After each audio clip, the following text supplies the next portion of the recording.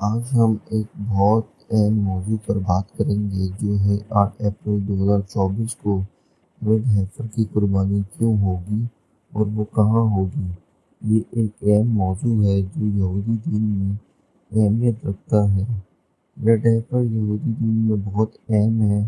اس کی قربانی کو یہودی تورات کے مطابق بیت المقدس میں منعقد کی جاتی ہے۔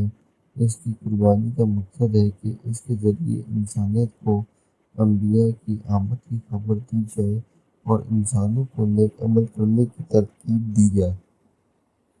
ریڈ ہیفر کی تلاش اور اس کی تیاری ہمیشہ سرگرمی کا باعث رہتی ہے۔ یہودیوں کے لیے اس کی تلاش اور اس کو تیار کرنے کا عمل بہت اہم ہے تاکہ وقت آنے پر اس کی قربانی کی جا سکے۔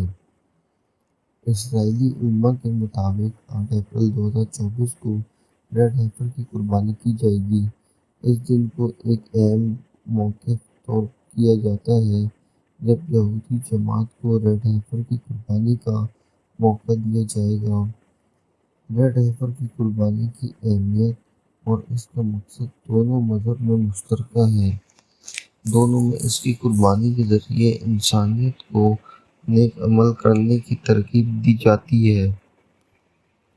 آخر میں ہمیں یہ بات رکھنا چاہیے کہ ریڈ ہیفر کی قربانی کی اہمیت اور مقصد کیا ہے۔ اس کی قربانی کے ذریعے ہمیں انبیاء کی آمد کی خبر دی جاتی ہے اور ہمیں نیک عمل کرنے کی ترغیب دی جاتی ہے۔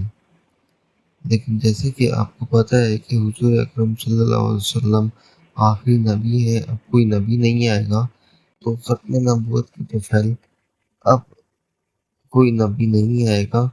اب حضرت عیسیٰ علیہ السلام قرب قیامت والے دن نزول فرمائیں گے تو وہ بھی آپ صلی اللہ علیہ وسلم کے امتی ہوں گے۔ میں امید کرتا ہوں کہ آپ کو یہ ویڈیو پسند آئی ہوگی۔ اس ویڈیو کو لائک اور شیئر کریں اور ہمارے چینل کو سبسکرائب کریں تاکہ ہماری مزید ویڈیوز سے باخبر رہ سکیں۔ شکریہ۔